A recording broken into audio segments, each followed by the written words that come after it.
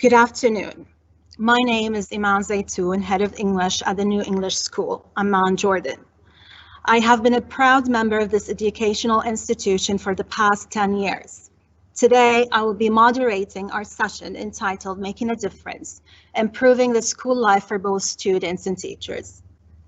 The New English School is extremely proud to have been chosen as the only school in Jordan to take part in this global showcase of 100 schools. What adds to our pride is that our contribution to this event comes in support of the United Nations Sustainable Development Goal on Quality Education, SDG 4. We would like to welcome you all to the world's biggest education conference. We are thrilled to be able to share our journey of excellence and our learning experience with a huge online audience, focusing on well-being of school life for both students and teachers. Before we start, I need to clarify the housekeeping rules. Kindly mute your microphones, switch off your cameras, leave your questions on the Q&A chat box, and questions will be answered at the end of the session. As we are waiting for our audience to build up, allow us to share with you 100 photos of NES Journey of Excellence, accompanied with our brilliant, outstanding PNS Tier 13 student, Kareem Jazzazi.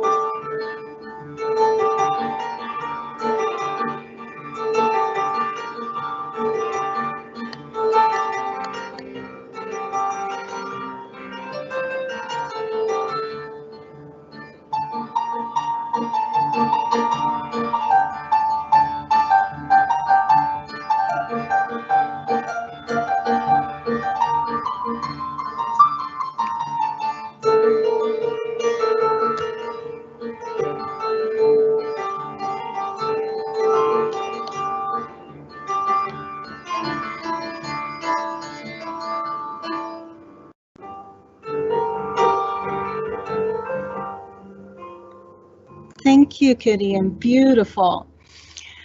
An exquisite amalgamation of brilliant minds, the true definition of leading by example. Allow me to introduce our distinguished panel for today. Our first panelist, Ms. Amal Qasim, a meticulous mathematician and our school principal with more than 30 years of experience in the field of education. Ms. Amal has introduced a mentoring campaign to our school entitled Making a Difference campaign, with the aim of improving the school life experience for an individual or group of individuals. Ms. Amal, could you please tell us more about this campaign and its effect not only on students, but also on teachers?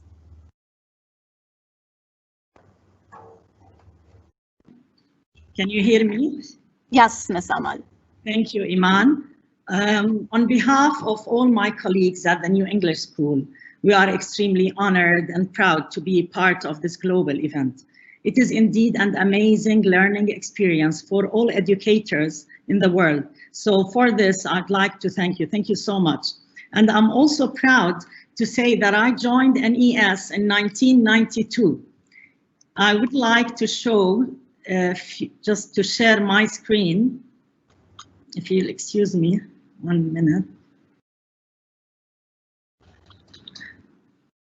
Okay, so let me give you an idea about this. NES was founded in 1986 as a private co-educational institution, and we are offering the British curriculum while remaining deeply rooted in the traditions and the culture of Jordan.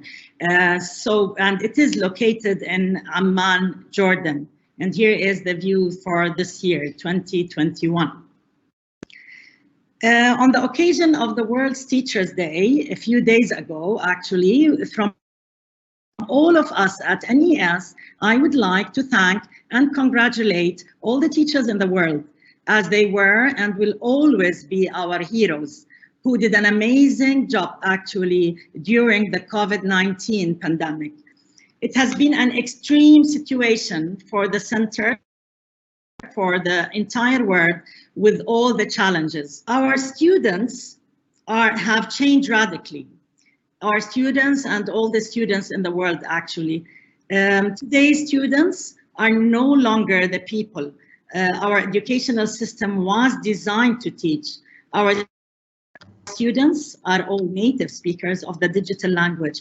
And I can say, as Mark Prinsky have described them, as digital natives. We are the digital immigrants, educators who are still struggling to speak their language. It might take long, as we need to change our whole mind shift, but definitely we will succeed in the long run. Now, as a math teacher, to be honest, I was fascinated and inspired by the golden ratio and how it is demonstrated all over the universe.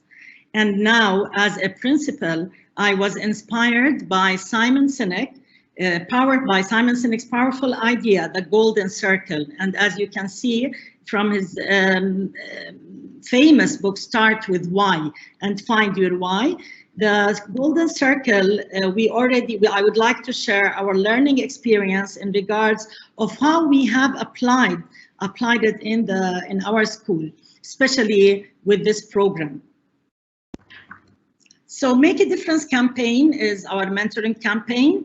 We are already going back to the golden circle. We already started with the why, and based on the why, we can determine the how. So if I say, why we want to make this, we want to develop our learners to be well balanced academically, physically, and emotionally. And also we want to create a happy, positive, healthy educational environment. It is what we make a difference. We want to make a difference in the life of each and every individual learner. Going back to the how did we do this? How did we implement this?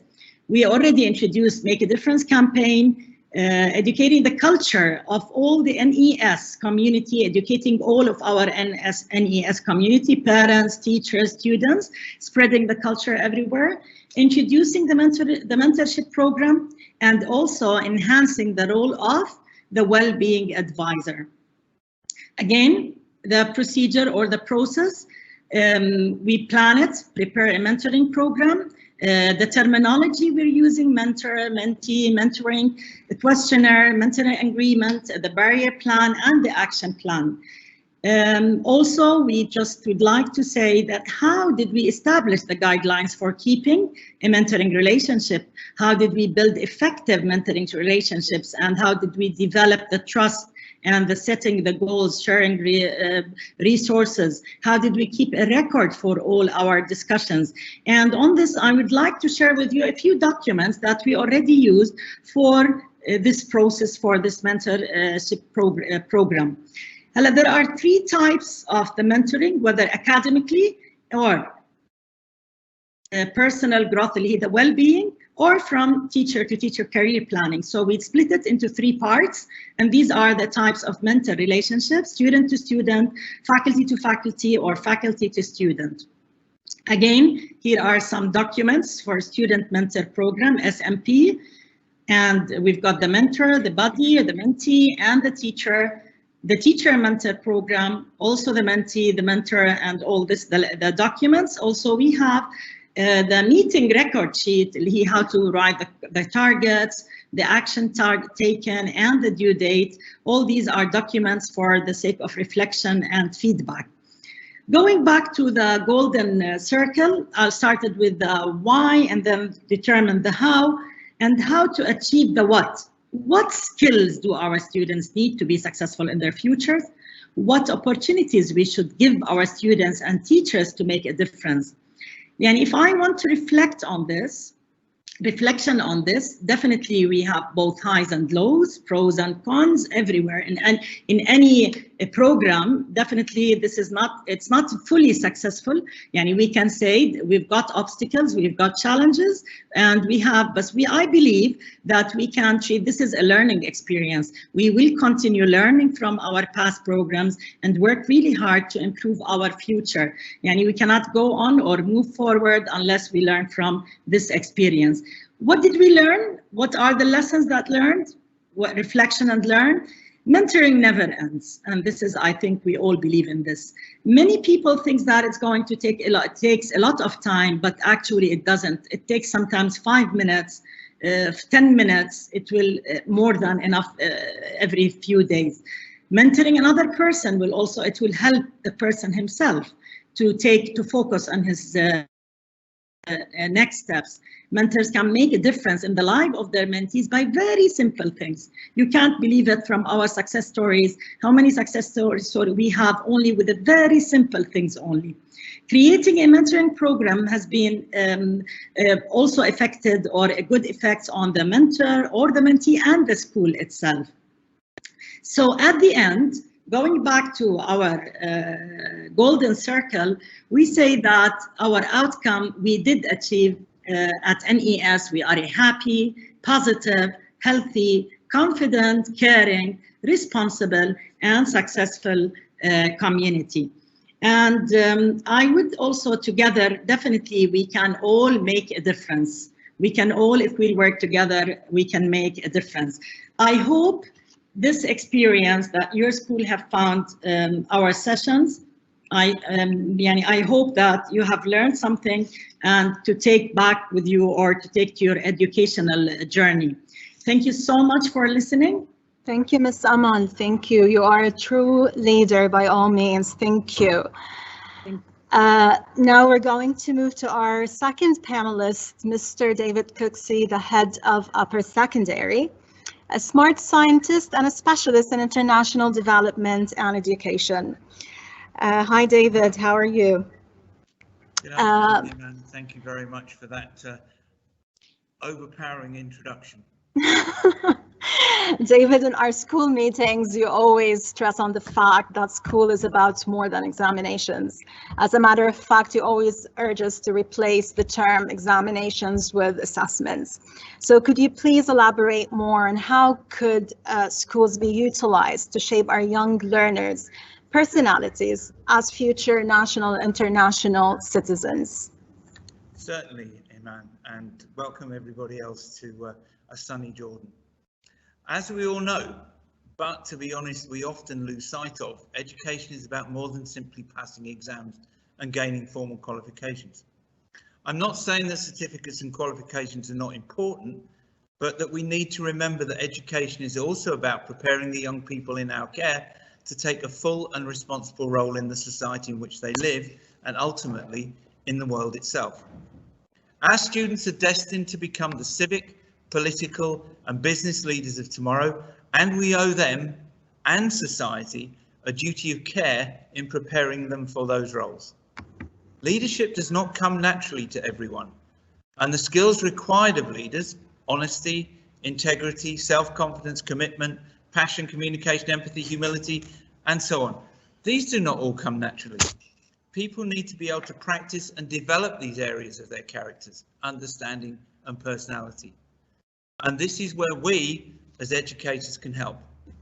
By giving students responsibilities beyond their formal learning, we can help them to develop these and other skills.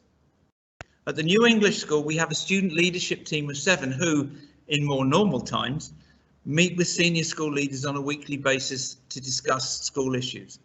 A forum for them to air their opinions and to develop them, and for the school to consider and implement their suggestions once they've been agreed on. Every position has a role description, and these are sent to all senior students.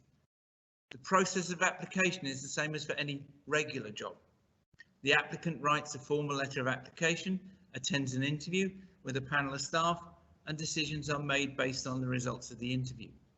Students can apply for a single role, or, more usually in our school, for all roles, and the panel decides who is the best candidate for every role. Student leaders act as ambassadors for the school and support the organisation of events in the school, such as open evenings, parent-teacher conferences, and they meet and greet visitors to the school where appropriate. The school also hosts a very successful Model United Nations conference every year, which is organised by a committee which consists almost entirely of students, with staff support only when required or requested. I'm sure many of you out there are familiar with the concept of MUN, but for those of you who are not, I can highly recommend it. This is an opportunity to see those students who may not engage with their more formal education come into their own. Students who may be at risk academically and have a chance to shine in their own arena. And the competition for places on the organising committee, at our school at least, is always intense. Students develop their own theme for the conference based on their own interests and what they consider to be important. The theme of NESMUN 19 was political concession and its residuum, while in 2020 it was the power of you. The organising committee does everything required for such an event. They view and select the venue, organise the catering and the gala dinner. They recruit committee chairs, delegates, organise publicity, pre and post event, invite opening and closing speakers, take care of security at the venue. Any role you can think of is filled by a student, and they do an amazing job of it. That student you might have spent all year chasing around school and into classes. He turns out to be a fantastic security manager. The girl who never manages to hand in a piece of work on time, the most organised conference secretary you could ever wish for. When given the right arena, every student will succeed. Our students are encouraged to share ideas, and where possible, the school supports the development of those ideas. It's important to remember that we, as teachers, as human beings, we don't have a monopoly on good ideas, but we don't encourage our students to think outside the box. You can only think outside of a box if you let yourself be put in the box in the first place. Our students are not put in boxes, and they never will be. Many people, parents and students included, view such activities as optional, time wasting, interfering with students' exam preparation. But these days, with the academic pressures on students to succeed and they're rising to that pressure, the academic standard for entry to high demand courses such as medicine is such that just about every single applicant will have the very best grades from whatever system they've graduated from. It's from these additional activities and the skills and knowledge learned from participating in them that may well make the difference between acceptance and rejection for a particular student on a particular course. We don't have a choice here. We have a moral obligation to our students to give them the very best chance to succeed in their chosen career path. And so not to offer these extra opportunities outside the mainstream curriculum is failing our students. And none of us are prepared to do that, are we? Thank you. Thank you, David. Thank you. That's quite inspiring. Okay, now we have a 5-minute interlude, and we have chosen it to be a musical one for you, with one of NES alumni, also known as Arabic soprano, Zainab Adhoum, who will be performing with one of our distinguished Year 8 learners, Hakim.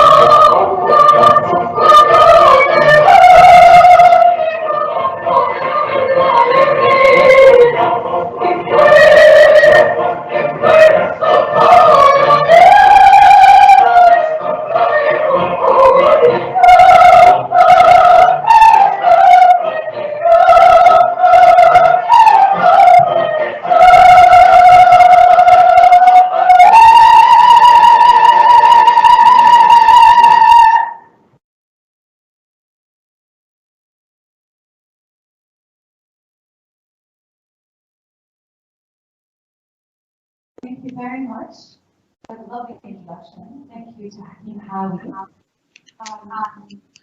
It is a real pleasure to have been invited as an alumna of NES to take part in this wonderful online event and to sing next to current students of NES, a huge talent, a beautiful voice, and a talent actually who we have adopted as well. And I say we because I started an initiative called Amman Opera Festival in 2017. And it's the only opera festival in the Arab world. We are very thankful to also launch an educational program in 2018, which Hakim took a part in as well. And he was discovered then. We loved him. The teachers there loved him. And we decided to give him a scholarship to enroll in an online program this year, 2020, an e-learning program online that he's been doing wonderfully with a renowned teacher, an opera singer and teacher from outside of Jordan. He's been doing tremendously well, and he has a huge future ahead of him. So we're very proud of him. And it's also, there's one other thing I want to say. It's just wonderful to be here in this theater. On a stage I sang on several times, took part in talent shows on numerous occasions, and just to step on backstage ground and to see teachers I haven't seen in a long time, so always a pleasure to be back. So thank you for having me. And happy World Education Week to everyone. Thank you. Thank you, Zaina. We're really happy to have you here on stage. Beautiful performance, splendid actually. Thank you so much. Thank you. Okay, now we're going to move to our third panelist, and allow me to introduce Ms. Samad Madrich. With an experience ranging from early years to primary and to secondary, Ms. Madrich is currently holding three crucial positions at NES as the exam officer, career counselor, and CAS coordinator. Ms. Samad, how are you? I'm good, thank you. I'm happy to be here. Happy to have you, Yep, Ms. Samad. thank you. Your name is always associated with the Community Service Initiative. Could you explain to us how does being part of CAS instill a sense of purpose into our young learners? Yes, actually, to be honest with you, what I've seen over the years, over 2 or 3 years of working with these young people, is that working with the community does instill a sense of purpose, and it has them invested in something bigger than themselves. And I've put a few pictures together of my students. If that's okay, I'll share the screen now. And then if that, I just go through it. So I'm going to build on what Mr. David was saying about the student involvement. I'll just check if you can see my screen. Can you see my screen, Ms. Iman? Yeah, but it's not showing okay. anything yet. Yes. Yes. You can see it now. Okay, thank you. So it's student involvement in leadership positions. I'm just building on that. So they can get involved in Model United Nations, in debate clubs, sports activities, CAS, which I will be talking about, and public PR. If they have an idea of their own and they wanted to initiate it, then they're also welcome to do that. That's one of the unique possibilities that you get at NES. So we do welcome ideas. If there's something that we don't have, we're welcome a student to bring it up and hopefully go with that. So just CAS was actually initiated by one of our students, one of our former students who's graduated now, and he wanted to give back to the community. He had a lot of time on his hands, and you would find that he was not your obvious choice. Because he was the shy type, and then he found himself in this area, and it grew, and it carried on for years afterwards. And you can see students getting involved here with other students of a less privileged environment, and they do give back to the community, and it builds patience, and it builds an understanding of a different environment. The reason I think well-being comes from having a safe environment, a sense of belonging and a purpose. So when they get up in the morning and they come to school, and it's not just their academics, they do have something else that, you know, they spend their time doing, whether it's in the break time, they actually give up their break time and they come and do the CAS meetings. They wake up at 7:30 on a Saturday morning to go to a refugee camp. So it's not every teenager you find would get up at 7:30 on their weekend. Sure. And they create a bond amongst themselves. There's a lot of teamwork involved.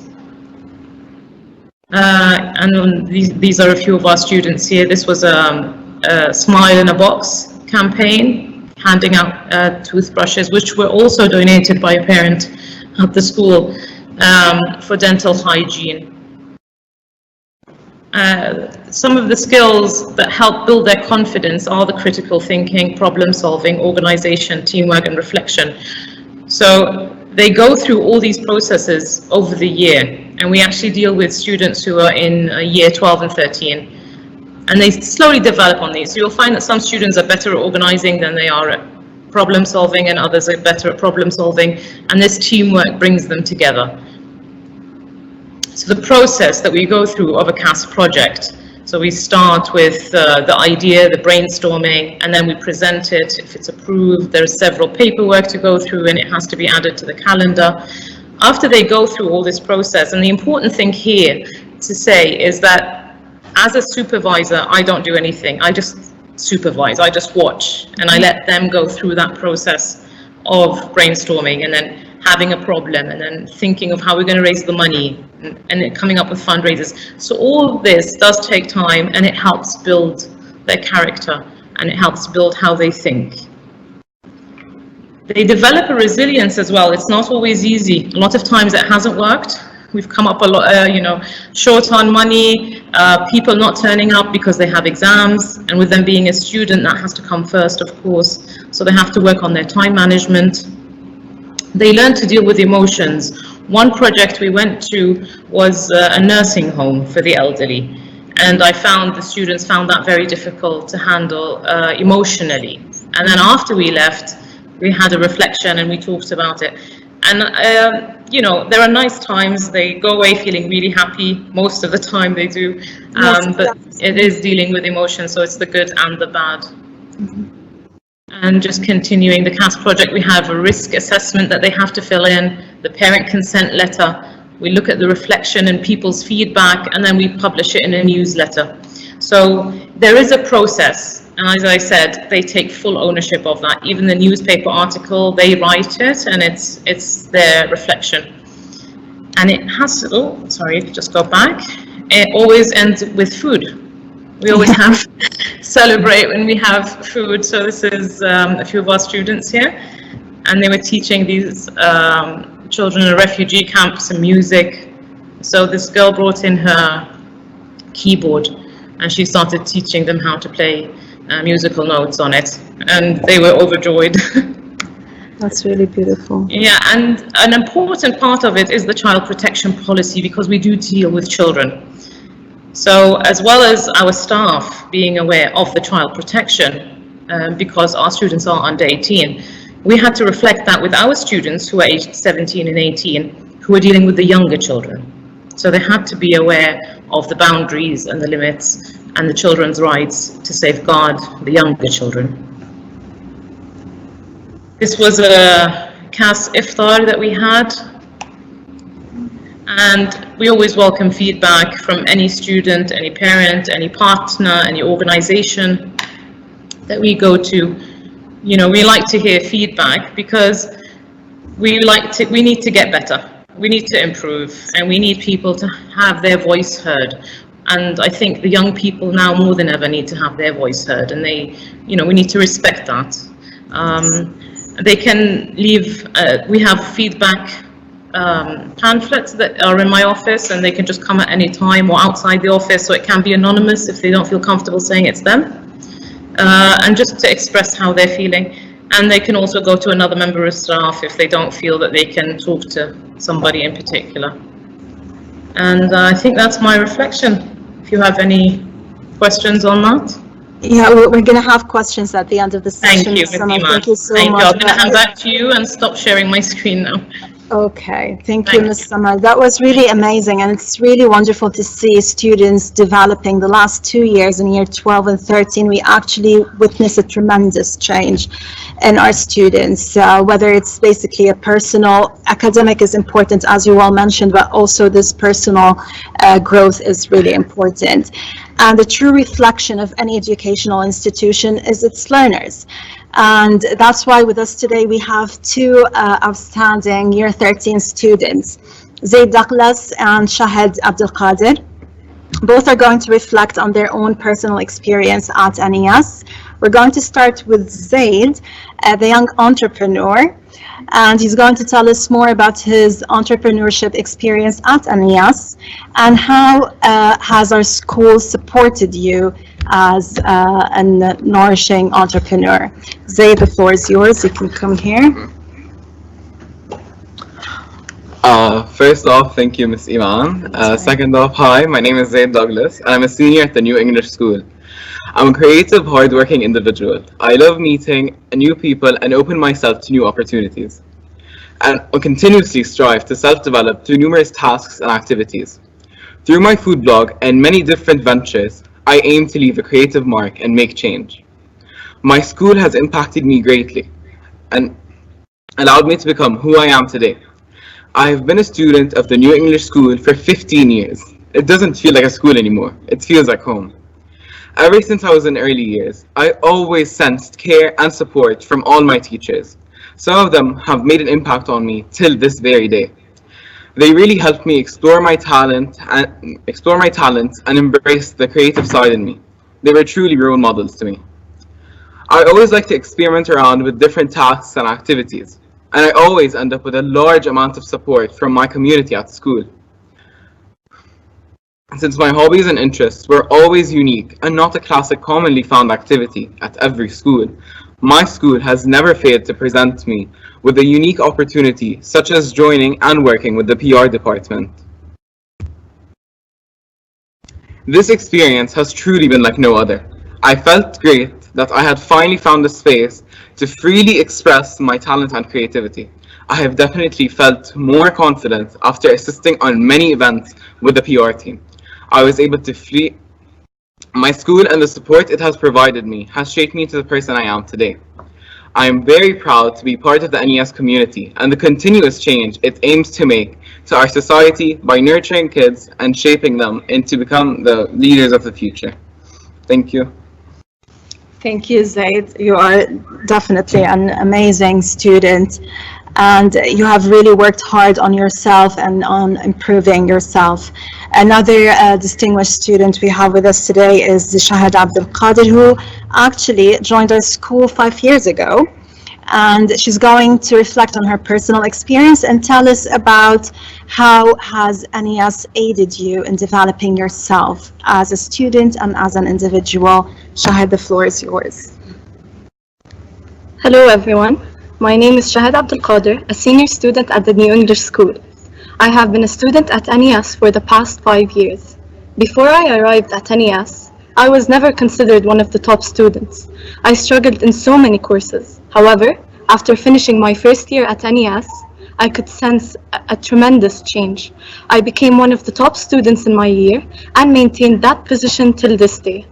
The credit to this achievement goes to my teachers, who made sure that every single student in the class was taught in the way that suits them the best, even if that meant spending their own breaks teaching students, and not to forget the mentors who have always guided us on how to spend our time at home and be efficient, while still having enough free time to pursue our hobbies. NES isn't simply my school, it is my second home. It is where I found my second family. NES is also where I learned that there is much more to being a student than just studying. There are many activities and programs like sports, arts, humanities, and MUN that us students can engage in.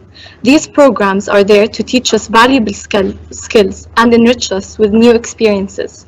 One such program is Community Action Service. CAS's mission is to make a difference in the environment around us. Its leading objectives are helping those underprivileged, spreading education and awareness in the society, and protecting our environment. As an active member, I helped in organizing multiple charity workshops across the country. It taught me how to work as a team member, how to connect and interact with others. It was instrumental in building my self-confidence and helping me grow as a person. CAS also taught me the importance of giving back to the community. It opened our eyes to the needs of the underprivileged and instilled in us to drive to our better community. Without NES, I wouldn't be who I am today. Thank you.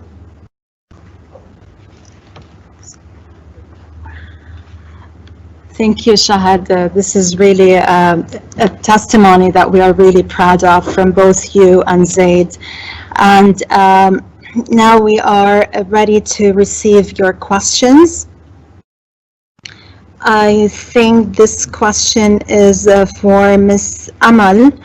Ms. Amal Qasim, school principal, where do you see your school in 5 years? This is a question from Kathy Haddadin. Could you please, Ms. Amal, answer this question? Where do you see your school in 5 years? Thank you, Iman. Actually, beyond outstanding schools, and most probably it's going to be based on the following. We already got a high level of achievement, but I think number one, it's going to be highest level of achievement. And I think also we should look at the highest level of well-being, and this is very important nowadays. Highest level of good communication with the families and with the whole community. One last thing, maybe to have beyond outstanding school, I think it's a highest effective preparation for the future. And I think we should be well prepared for our future. And as you just all know, teaching and learning is not the same as before. We need to look into it in a different perspective.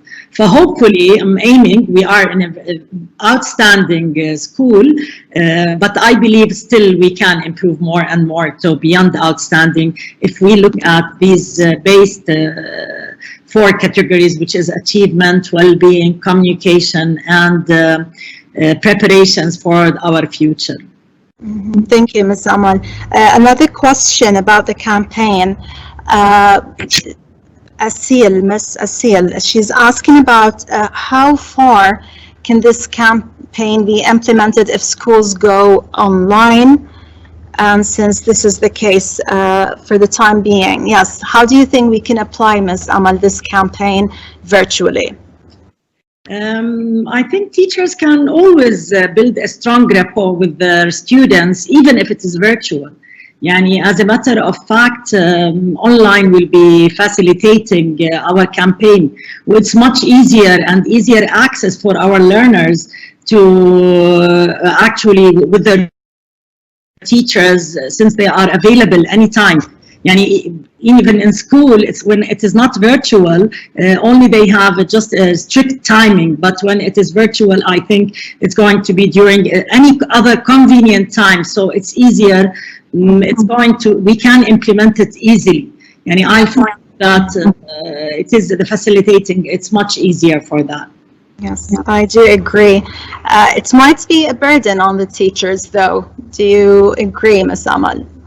And I think this depends on the interview and to hire the educators, and we have to be very careful with when hiring our educators because our teachers are most of them hopefully are passionate teachers that they are dedicated for the whole profession. Yes. Be very careful. We have to, this is where the wisdom comes when we interview our teachers. Okay. Just one last question, Ms. Samar.